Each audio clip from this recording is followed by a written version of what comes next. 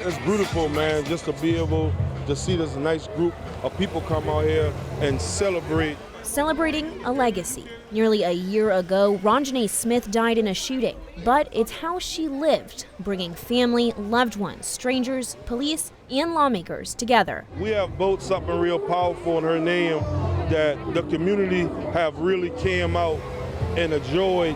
Since last May, Ranjanae's parents, Ronald and Katrina, turned heartbreak into hope for a city, creating the Positive Vibes Ranjanae Smith Community Center.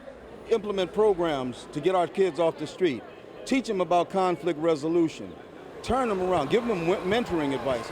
We can hope and pray, and those are great, but we have to have tangible resources. Surrounded by Ranjanae's family, State Representative Marvin Pendarvis presented the organization with a $100,000 check from the Violence Prevention Community Engagement Fund, money that'll help folks of all ages in North Charleston. We're still struggling. We're still trying to put things together. As the family continues healing and inspiring others, it's another reminder of the heartbreak gun violence causes. The Bible says that by and by, all our time will come. Yes. But you got to be on the right side to see her again. Strength in numbers. The street surrounding the Positive Vibes Center turned into a source of mourning and remembering. Hundreds of balloons ready to fly. But even in that tragedy, we have shown that police and community together can help drive down situations that caused Ranjanae to die. To get these guns out of these neighborhoods. 3, I love you. Almost a year later, her spirit continues to soar, lifting her community up with her. Let's thank the Lord.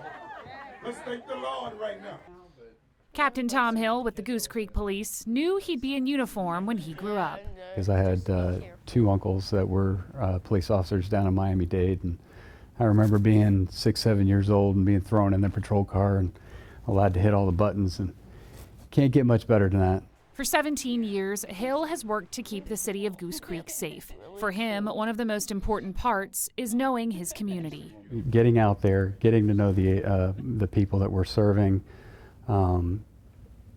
They need to see us in a positive light in good times before they have to see us in the bad times. Part of the community engagement includes giving tours of the station. 2 years ago, Kanisha Leach Patello brought her son AJ in for a tour. Welcome. Haven't seen you in a while. I haven't seen you, too. AJ was diagnosed with autism. And after seeing more incidents of police violence around the country, Kanisha wanted her son to feel safe and comfortable around police. Maybe if he got to meet the officers and at least get to know them and understand, hey, when you see this uniform, this is somebody you can go to when you need help. The idea was like, okay, maybe about once every other month or so, we can come and you get used to seeing the uniform and see the people and get to know them. We rolled his fingerprints. We gave him a few stuffed animals and stuff like that. Just had a good time talking to him, introducing him to everybody throughout the agency. A few weeks later, Captain Hill got his first letter from AJ. To actually receive a letter from somebody tells you that you've made that connection. The two became pen pals, and AJ started making more frequent visits to the station. He let me explore around the police place and met all the cops. I would describe them, my buddies and my friends. One day, AJ wrote Captain Hill a different and special letter. After we bonded so well, Kanisha and me were thinking about him being my godfather. So I wrote a letter to him asking if he was my godfather, and he gladly accepted it. I did not know that he had asked that question. He basically explained to me what a godfather was and what it meant to him and asked me to be his godfather, so it was really special. Captain Hill happily accepted. Me and the godfather, we are like the biggest friends of all time. From birthday parties to family dinners, their friendship has grown, even getting noticed by Kelly Clarkson. Oh, wait, he's here!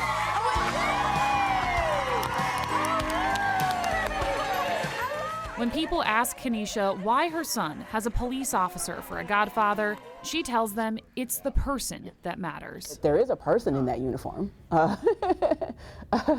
The There's a person who laughs, who has feelings, and things like that. And for AJ and Captain Hill, their bond is now one they can't live without. Knowing that I have a godfather and a father, 2 father figures for the price of 1. I'm going to, take care of them. I'm going to do the best I possibly can and be the best godfather I possibly can for them. Definitely a lethal shot. Some of them have never experienced this type of training. Hands up! Hands up! I think it brings us home as close as you can, obviously, to the real thing. It gives us an opportunity to go back and replay it, which we don't get that in life. Pulled up a good angle. School security is ever evolving. Yeah, if you got a rifle, code a rifle. Every year, I feel like we get better as a group. Let me see you. SROs are going to have to overcome, God forbid if we ever are in that situation, but that's something that they're going to have to overcome and push through to get to the threat. We're actually going to implement a scenario from Uvalde, from that elementary school, and because it's something that I've never really seen before, and this is my 10th year in the school district. Even though it's 5 agencies, I know that all 5 of those agencies have the same mindset when it comes to their officers attacking a active shooter type situation. I did it by hand on the sewing machine, and I had amazing team members. Obviously, there's people from the community that are doing everything and anything, and we wanted to showcase them here so that everyone can see everything that our Low Country disabled community has to offer. It's really important for us to have events like this to not only bring awareness to the issues of people with disability, but also for people in the disabled community to come together and meet each other. Very special to me. My closest friends are here. And know that they're not alone in having disabilities, both seen and unseen. Able to put on events like this in a safe way and with everyone able to come out and enjoy it, it's just been really remarkable to see the turnout. This is one of the most significant days at Patriots Point.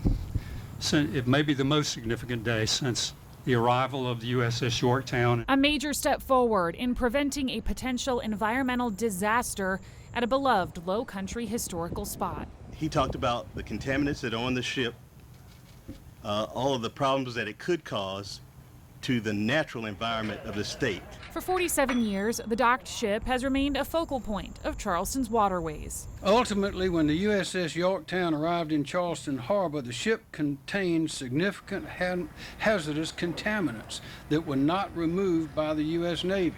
That's an issue Governor Henry McMaster, along with leadership at Patriots Point, local, state, and federal leaders are working to fix. Today, McMaster announced an executive order studying the issue, aiming to prevent a damaging leak. Our team stands by and ready to begin the remediation process. Here's a look from a 2017 tour of the Yorktown's lower decks. You can see some of the toxic substances. Today, here's a look at it bottled up for public viewing. 2 of the pollutants found in the Yorktown are polycyclic aromatic hydrocarbons, or PAHs, and polychlorinated biphenyls, or PCBs.